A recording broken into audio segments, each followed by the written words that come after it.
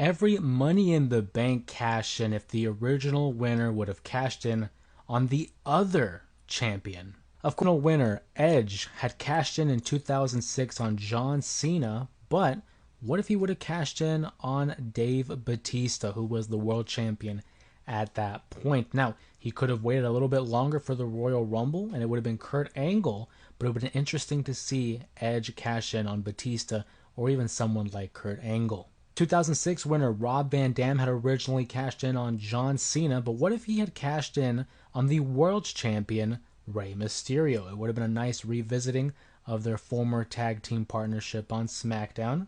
Now, the 2007 Money in the Bank winner would have been an interesting one because it was originally Mr. Kennedy, but if everything would have lined up the way it had originally, Edge would have been cashing in on the WWE champion John Cena. How cool would that have been to see the parallel from 2006? 2008, CM Punk had cashed in on world champion Edge, but what if he cashed in on the WWE champion Triple H, building up their feud much earlier than expected? And then in 2009, CM Punk had originally cashed in on Jeff Hardy, but what if he had cashed in on the newly crowned world champion Batista?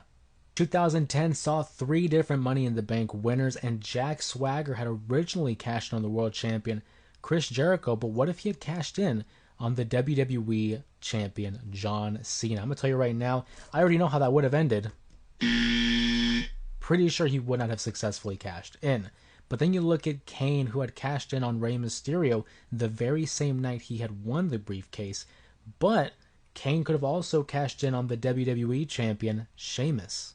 And finally, The Miz had cashed in his briefcase on the WWE champion Randy Orton, but in a parallel universe, what if he cashed in on the world champion that could have been Kane? In 2011, Alberto Del Rio had cashed in on CM Punk for the WWE title, but what if he cashed in on Randy Orton, who was the world heavyweight champion that very same night at SummerSlam?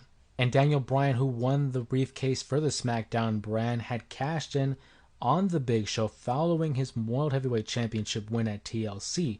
But what if Bryan Danielson, aka Daniel Bryan, cashed in on the WWE champion that was CM Punk? I would hope that would kickstart a tremendous rivalry between the two. Again, a little bit earlier than what we were expecting.